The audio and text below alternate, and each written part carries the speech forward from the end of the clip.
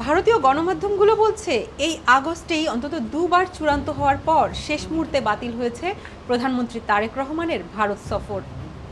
বাংলাদেশের পররাষ্ট্র মন্ত্রণালয় জানিয়েছে সফরের আগে দিল্লিতে অনুকূল পরিবেশ চায় ঢাকা।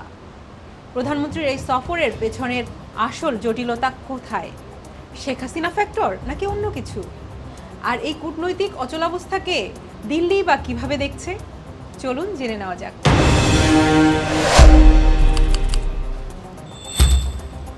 প্রধানমন্ত্রীর এই সফরের মাঝে সবচেয়ে বড় দেয়াল হয়ে দাঁড়িয়ে আছেন ভারতে অবস্থানরত ক্ষমতাচ্যুত প্রধানমন্ত্রী শেখ হাসিনা। বাংলাদেশের স্পষ্ট ও আনুষ্ঠানিক বক্তব্য, শেখ হাসিনাকে ঢাকার হাতে তুলে দেওয়া বা প্রত্যর্পণের অনুকূল পরিবেশ তৈরি না হলে তারেক রহমানের পক্ষে দিল্লি যাওয়া সম্ভব নয়। বাংলাদেশ মনে করে শেখ হাসিনা সম্প্রতি দিল্লিতে বসে যেভাবে অনলাইনে সংবাদ সম্মেলন করেছেন তা ভারতের প্রচ্ছন্ন সমর্থন ছাড়া অসম্ভব। কিন্তু ভারতের ব্যাখ্যা সম্পূর্ণ ভিন্ন।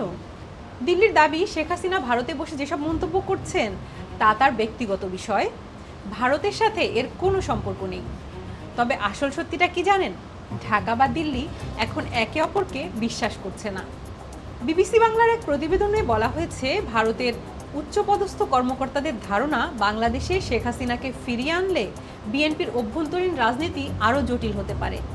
তাই প্রত্যর্পণের দাবিকে মূলত একটি কূটনৈতিক অজুহাত হিসেবে ব্যবহার করছে বাংলাদেশ। অন্যদিকে ঢাকার মতে স্বৈরাচার হিসেবে অভিযুক্ত শেখ হাসিনাকে যে দেশ আশ্রয় দিয়েছে সেখানে হাসি মুখে সফর করলে দেশের মানুষের কাছে ভুল বার্তা যাবে। তাহলে অচলাবস্থা কাটবে কিভাবে? দিল্লি এখন ঢাকাকে কি বোঝানোর চেষ্টা করছে? সম্প্রতি ঢাকায় ভারতীয় হাইকমিশনার দীনেশ ত্রিবেদী প্রধানমন্ত্রী তারেক রহমানের সাথে দেখা করে একটি স্পষ্ট বার্তা দিয়েছেন। শেখ হাসিনা ইস্যুকে দ্বিপাক্ষিক সম্পর্কের বাইরে রেখে বাকি বাণিজ্যিক ও নিরাপত্তা আলোচনা এগিয়ে নেওয়া উচিত। ভারতের সাউথ ব্লকের একটি সূত্র বিবিসি বাংলাকে জানিয়েছে, শেখ হাসিনা নিজেই যখন আগামী ডিসেম্বরে বাংলাদেশে ফিরে গিয়ে বিচারের মুখোমুখি হওয়ার কথা বলছেন, তখন তাকে জোর করে ফেরত পাঠানোর চেয়ে সেটা অনেক বেশি সম্মানজনক সমাধান। দিল্লির বিশ্বাস, শেখ হাসিনাকে জোর করে প্রত্যর্পণ না করে যদি তার নিজ উদ্যোগে দেশে ফেরার পথ সুগম করা যায়, তবেই কেবল তারেক রহমানের দিল্লি সফরের সবচেয়ে বড় বাধাটি দূর হবে।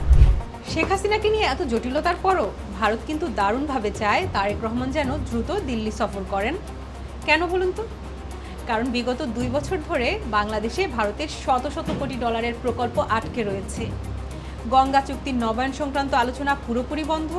তার উপর তারেক রহমান সম্প্রতি চীন সফর শেষ করে এসেছেন, যা দিল্লির ভূরাজনৈতিক চিন্তার বড় কারণ।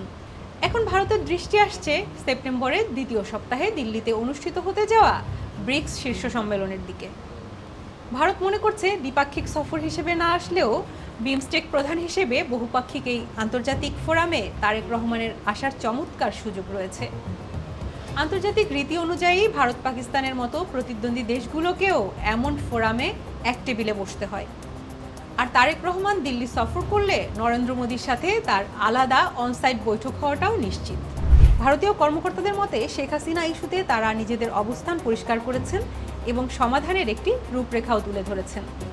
ফলে এখন বল পুরোপুরি বাংলাদেশের কোর্টে। তারেক রহমান কি দেশের অভ্যন্তরীণ রাজনীতি সামলে বিমস্টেকের মোড়কে দিল্লি সফরে যাবেন, নাকি ভারতের উপর চাপ আরও বাড়াতে সফর পিছিয়ে দেবেন? এই সিদ্ধান্তটি কেবল একজন প্রধানমন্ত্রীর বিদেশ সফর নয়, বরং এটি ঠিক করবে আগামী বহু বছর ভারত ও বাংলাদেশের ভবিষ্যৎ কূটনৈতিক ও অর্থনৈতিক সম্পর্ক কোন দিকে যাবে।